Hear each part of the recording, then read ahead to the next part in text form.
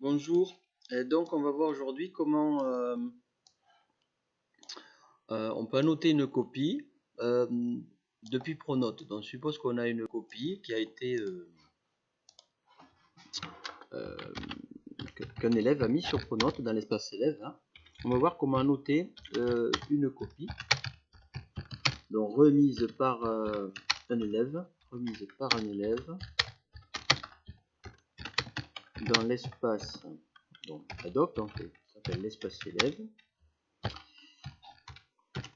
Comment annoter une copie et la lui remettre. Voilà. Donc voici l'objectif de ce petit tuto. Comment est-ce qu'on fait pour annoter une copie et la lui remettre. Voilà. Alors on va le mettre en couleur, c'est sympa. Voilà, en bleu. Donc, alors, pour ceci, donc, je suppose que déjà, on a des copies. Alors, déjà, ces copies, il faut aller les récupérer. Alors, pour aller récupérer les copies, n'est-ce pas, comment est-ce qu'on procède? On va sur son Pronote. Donc, Pronote, il est ici. Bon, là, j'en ai ouvert tout plein. Hein. Alors, on est sur son Pronote. Et là, on suppose donc que le temps est échu, donc les copies ont été rendues ou pas. On va, ici, le plus simple, c'est, enfin, dans mon cas, d'aller dans ressources pédagogiques. Hein. Ressources pédagogiques, vous avez ici, donc ils vont s'afficher en fonction de la classe que vous allez choisir. Donc moi, je vais choisir, alors je crois que j'ai des copies que je n'ai pas corrigées de seconde SNT, il me semble que j'en ai, là que je n'ai pas corrigé. Alors comment fait-on pour opérer les copies? Eh bien, en fait, donc on descend tout à fait en bas, on se balade jusqu'à ce qu'on voit apparaître les petites maisons. Donc les petites maisons, vous le voyez ici. Hein. Donc petite maison, ça veut dire non seulement qu'il y avait du travail à faire, mais qu'en plus ce travail était à remettre hein, dans l'espace élève. Alors vous voyez ici le nombre de copies rendues. Donc, en l'occurrence, ici, il y a 4 copies numériques sur 21. Donc là, il y a très peu d'élèves qui l'ont rendu, c'est pas bien. Alors, comment je fais pour voir ces copies et les corriger? Donc, je vais cliquer sur donc, cette zone. Je clique dans la zone dont je vais récupérer les copies. Donc, je le fais à l'instant. Là, vous voyez que ça grise. Et là, qu'est-ce que je vois? Je vois apparaître donc la liste des élèves ici et puis les copies qui ont été rendues. Donc, vous voyez qu'en l'occurrence, ici, c'est un devoir en tout début d'année. Les élèves n'étaient pas encore tout à fait au fait de la technique. Et donc, il y en a très peu qui ont réussi à la rendre. Alors, vous voyez qu'au niveau du statut, là, je prends l'élève qui est ici, l'élève qui est ici, donc il a rendu sa copie, donc c'est fait. On a la date de dépôt, on a le format du fichier, alors là, il a rendu au format ODT, d'accord? Donc c'est le format de LibreOffice. Ensuite, qu'est-ce qu'on a ici? On a le fait que la copie est verrouillée, puisque la date est échue. Hein. On a moyen de modifier ce paramètre. Hein. Quand la date n'est pas échue, on peut décider à un moment donné, pour des raisons qui nous incombent, de verrouiller ce truc-là et de la déverrouiller. C'est possible, hein, pour des motifs divers et variés, on peut avoir besoin de faire ça. Alors vous noterez ici que la copie n'est pas corrigée, ça veut dire que pour moi je n'ai rien remis à l'élève. Alors justement c'est pour ça qu'on est là. Alors donc comment est-ce que je procède? Dans un premier temps, il faut que je récupère les copies. Alors pour récupérer les copies, soit je récupère directement sa copie en cliquant dessus, ou alors je peux récupérer globalement toutes les copies. Alors en général c'est plus simple. Hein. Vous récupérez toutes les copies, elles vont se mettre dans un fichier zip dans lequel vous les ouvrez toutes. Donc c'est beaucoup plus facile pour les récupérer. Donc c'est ce qu'on va privilégier. Alors c'est ce que je fais. Je vais récupérer toutes les copies. Alors je clique dessus. Et là vous voyez qu'on me demande ce que je veux faire.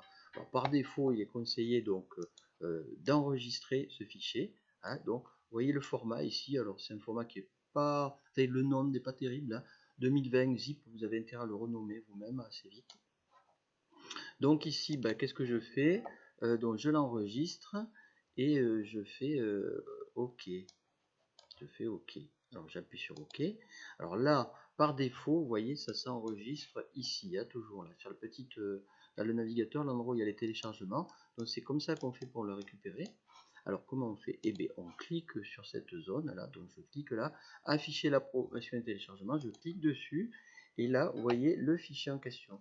Vous voyez qu'ils ont tous le même nom. Vous voyez qu'ici, si vous regardez le nom, j'en suis à mon 6e, c'est-à-dire chaque fois que les élèves mettent un travail, en gros c'est ce format-là. C'est pour ça qu'il faut vite le renommer. Alors dans un premier temps, il faut y accéder. Donc pour y accéder, il faut que vous alliez, je recommence, il faut que vous alliez sur le petit logo à droite qui indique un dossier. Là, vous voyez, il y a le dossier jaune ici, où il y a marqué le nom du fichier, ouvrir le fichier. Pour l'ouvrir, vous pouvez l'ouvrir, mais le plus simple c'est d'aller regarder où il est. Donc en général il est dans la zone téléchargement, donc vous cliquez sur le petit dossier noir à droite, hein, qui était quelque part par là. Alors je vais le faire, vous voyez, je recommence. Donc je clique sur ce petit dossier noir, et là ça m'ouvre en fait l'explorateur de mon ordinateur, et là je vois où c'est qu'il est. Donc vous voyez, il est en vrac, ou ici en l'occurrence je suis au lycée, donc il est sur mon perso. Traditionnellement il va se mettre dans, sur les ordis chez vous, il va se mettre traditionnellement plutôt dans téléchargement, hein. C'est plutôt là qu'il se met. Alors vous pouvez le laisser là et en faire une copie à un endroit plus idoine. Donc par exemple dans mon cas, je sais qu'il s'agit d'un dossier d'une classe de seconde. Donc je fais souris droite sur le fichier, hein, je copie et je vais aller le transférer directement donc dans mon perso, dans mes classes. Alors là il se trouve que les secondes ce sont des SNT, travaux d'élèves, et ici je peux le mettre en vrac, hein, ou alors rajouter un dossier interne, hein. On peut faire un nouveau dossier par un nouveau dossier, et je mets copie, récupérer et je mets la date du jour. Dans le cas là c'est le 16 décembre, d'accord. Ça me permet de savoir un petit peu où j'en suis, sachant qu'il est possible que des élèves que tous les élèves n'aient pas rendu et que je vais commencer de corriger. Donc là ça me permet de voir un petit peu plus clair. Donc j'ai créé un dossier, j'ouvre ce dossier et je colle avec souris droite, coller le contenu du dossier. Alors si vous regardez le format de ce petit dossier, vous voyez que ce n'est pas un dossier tout à fait standard, ce qu'on appelle un dossier compressé.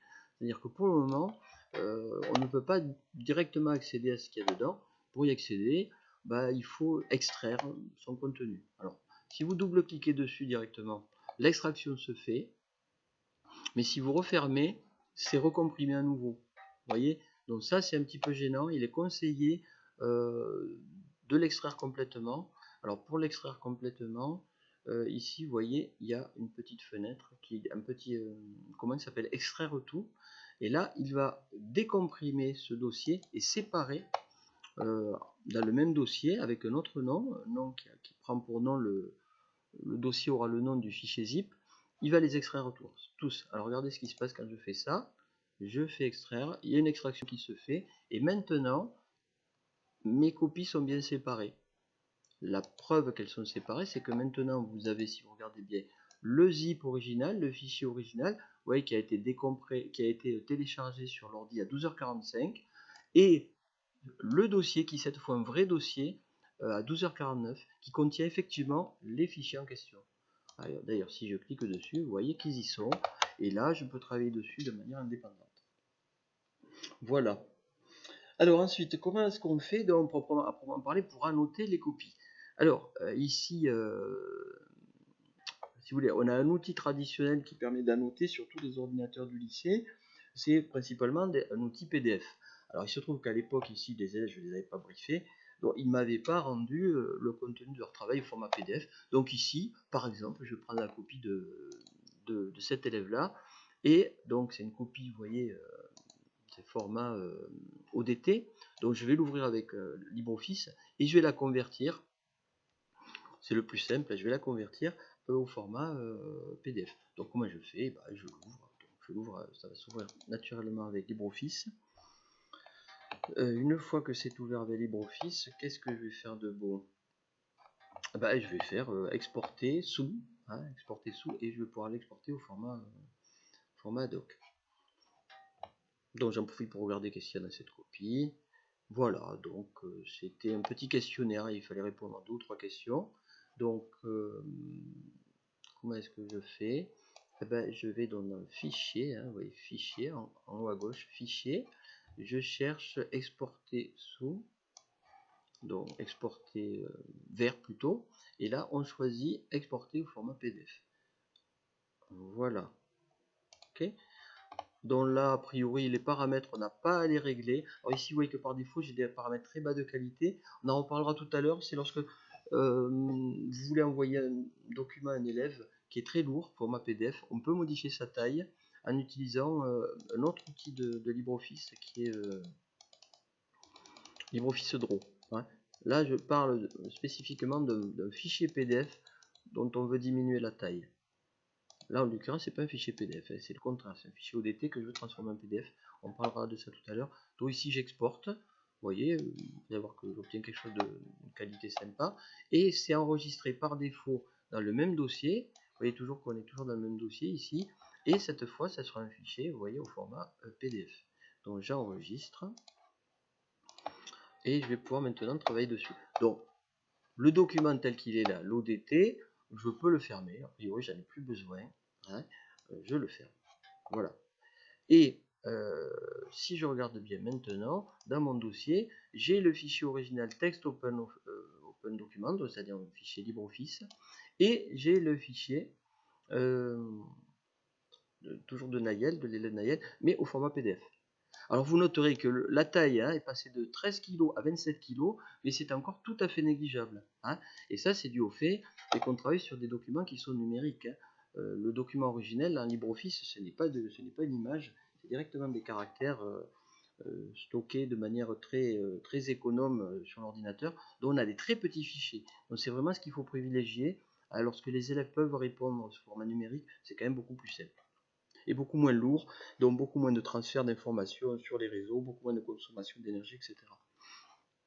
Alors maintenant, comment est-ce qu'on fait pour l'ouvrir? Donc, par défaut, l'outil qui va nous permettre d'ouvrir est Acrobat Reader. Hein, vous voyez qu'ici, par défaut, si vous regardez sur cet ordinateur, c'est pas Acrobat Reader qui est par défaut et prédisposé à ouvrir ce type de fichier. C'est plutôt, on dirait, un navigateur. Donc par exemple ici, si je clique directement dessus, vous allez voir qu'il ne va pas s'ouvrir naturellement avec Acrobat Reader. Et d'ailleurs, même ça me propose une erreur. Hein. Donc ici, il est conseillé donc, de faire l'outil souris droite. Vous mettez sur le fichier, vous faites souris droite, c'est-à-dire vous cliquez droite sur la souris. Vous avez un menu contextuel et là, donc vous choisissez ouvrir avec. Et dans ouvrir avec, vous choisissez Acrobat Reader. Donc c'est l'outil avec lequel on peut, de manière gratuite, et vous pouvez l'installer chez vous aussi, annoter de manière assez simple, même si c'est pas tout à fait convivial, complètement convivial, annoter des PDF.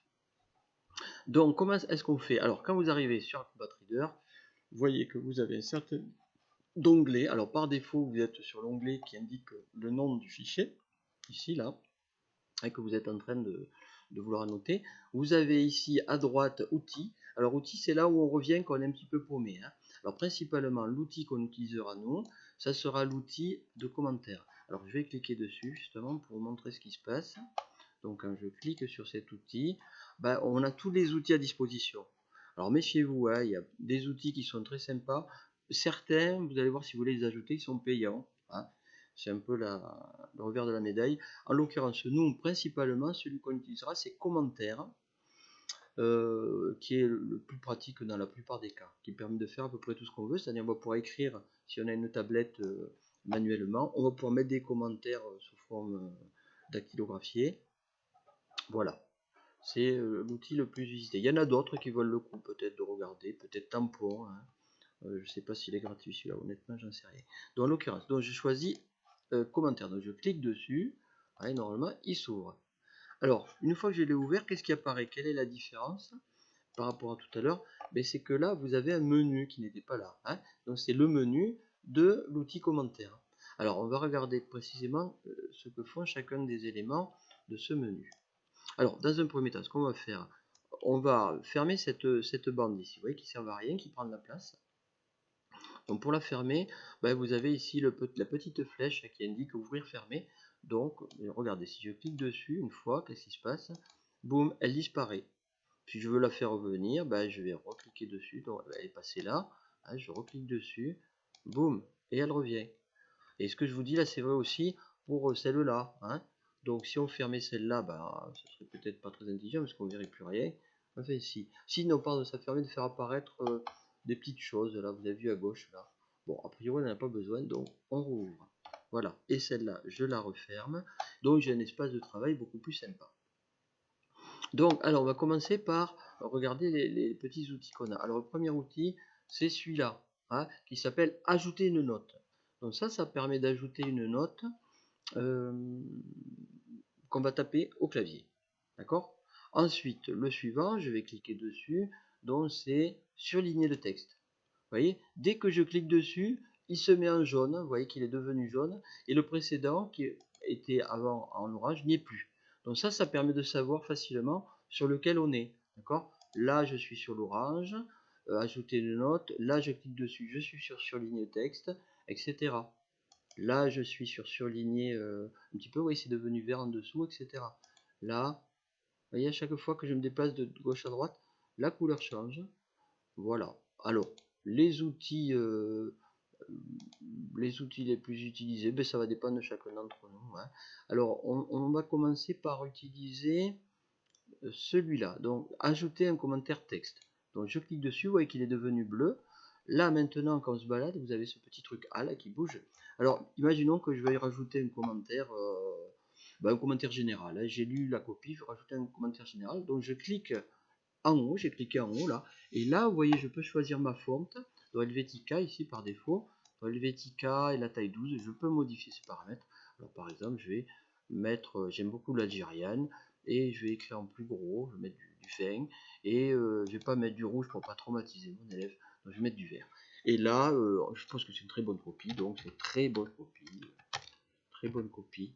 Bon, voilà. Voilà.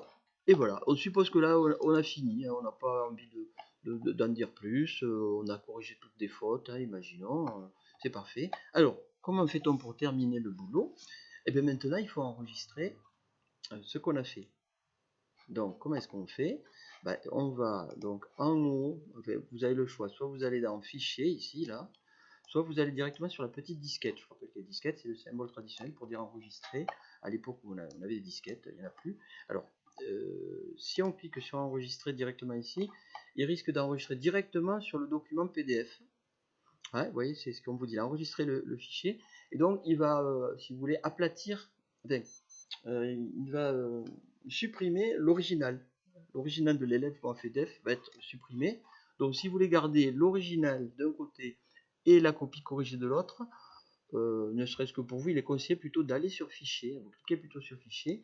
Et là, dans Fichier, vous choisissez plutôt Enregistrer sous. Hein, donc je recommence, Fichier, Enregistrer sous. Ça vous permet de modifier le nom. Donc j'ai cliqué sur Enregistrer sous. Alors ici, avec Acrobat Reader, c'est un peu compliqué. Il faut essayer de retrouver où c'est qu'on veut sauver les choses. Alors vous voyez par défaut ici, on est dans le dossier travaux d'élèves, copier, récupérer le, blablabla. Donc on est dans le bon dossier. Donc on va choisir ce dossier. Hein, je clique dessus et c'est par défaut là-dedans qui va le sauver. Et là, il me propose de changer le nom. Alors vous voyez qu'ici, on a bien le fichier originel qui s'appelle Arakinayel, blablabla, au format PDF. Et moi, donc, je veux garder ce fichier original et je veux en même temps sauver dans le même dossier la correction. Donc là, ben, je vais rajouter donc, les éléments pour dire que je l'ai corrigé. Donc, je mets un petit espace et je rajoute corriger. Ça y est, j'ai corrigé sa copie. Et bien sûr, je fais enregistrer. Voilà. Bon, a priori, si on n'avait qu'une copie à corriger, on peut sortir d'Acrobat Reader, on ferme tous les onglets, et puis voilà. Donc là, je ferme tout. Voilà. Alors, on veut vérifier que le boulot a été fait quand même. Hein. On a toujours un petit doute. Est-ce que ça a marché, ce que j'ai fait? Alors, voyons voir. On retourne ici par défaut, on a le dossier dans lequel on a travaillé. Alors, vous voyez qu'ici, ce fichier-là, c'est le fichier PDF originel, hein, de 27. Ensuite, un petit peu plus bas, on a toujours au format PDF Araki Nayel corrigé. Et voilà. Alors vous noterez qu'au passage, hein, on a rajouté pas mal de commentaires et qui sont cette fois au format image. Hein, c'est des pixels en fait. Et donc l'image a quand même, enfin le fichier a quand même commencé à prendre un petit peu d'embonpoint. Donc jusqu'à présent ça va, 131 kg c'est bon. Sachant que nous on est limité à 2 mégas. Hein. Alors un petit rappel, hein, 1 méga en mathématiques, en informatique, ça vaut à peu près 1000 kg. Hein. Bon, j'ai du mal à écrire, là, je crois que c'est peut-être parce que je suis en train d'enregistrer. C'est pas terrible. Pourquoi ça marche pas bien? 1 méga est égal à 1000 kg. Je vais essayer de le faire autrement, peut-être. Comme ça. 1 méga égale 1000 kg. Donc 1000 kg, voilà, vous voyez, par rapport à 131 kg, on a encore de la marge. Hein. Sachant que nous, on a droit à 2 mégas hein, pour les documents qu'on envoie aux élèves. Dans certains cas, 4 mégas, ça dépend si on est dans la discussion ou si on est dans l'espace élève. Voilà. Bon, alors tout ça pour dire que le document donc est là. On a dit qu'on voulait aller regarder son contenu. Donc, je l'ouvre et on va voir si la copie a bien été corrigée. Alors, est-ce que la copie a été corrigée? Donc là, on a le même problème que tout à l'heure. Donc, pour l'ouvrir, souris droite, ouvrir avec le navigateur, par exemple. Ça peut marcher aussi, puisque là, on ne veut plus la note, regarder le contenu. Donc, voici la copie. Donc, on vérifie qu'effectivement, on a la copie originale et puis on a mon commentaire ici, très bonne copie. Donc, tout va bien. Maintenant, je n'ai plus donc à envoyer la copie à l'élève. Alors, comment fait-on pour envoyer la copie? Eh bien, on suppose qu'on est resté ici. Hein. Si on n'était pas resté ici, on y retourne. Ensuite, comment je fais pour envoyer la copie corrigée? Alors, j'ai cliqué, je ne sais pas si vous avez vu ce que j'ai fait, je recommence. Hein. Je clique donc justement dans la zone qui est ici, la zone copie corrigée. Alors j'y vais, je clique dessus, et là on me propose effectivement d'envoyer un fichier. Alors, donc, cliquez sur le bouton correspondant à la nature du fichier. En l'occurrence, c'est un seul fichier, hein, qui est PDF. Donc je choisis ceci en fonction de votre cas. Vous pouvez cliquer sur le deuxième ou le troisième. Alors je clique sur le premier. Et là, donc il faut que je retrouve mon travail. Alors ici, ma copie corrigée, perso, je crois que c'était quelque part par là. Copie récupérée, voilà. Alors, messieurs, ça c'est le fichier comprimé, c'est celui-là qu'il me faut. Et là, je retrouve ma copie corrigée. Boum, je clique dessus, je fais ouvrir. Et vous voyez, là il s'est passé un truc. Et ça y est, l'élève pourra regarder sa copie. Hein. Il y a des tutos qui sont très simples pour expliquer à l'élève comment récupérer sa copie. Voilà, parmi les tutos que vous avez déjà regardé d'ailleurs. Bon, voilà, une fois ceci accompli, eh ben, on peut fermer. Normalement, tout s'est bien passé. Allez, on va aller voir ce qu'on en est. Je vous dis à vous Cognac G et à bientôt pour un prochain épisode sur annoter les copies. On verra dans la prochaine fois comment on annote, non pas depuis Pronote, mais comment on annote en utilisant l'outil activité devoir dans Moodle. D'accord? C'est le deuxième atelier qui est prévu. Voilà, bye bye.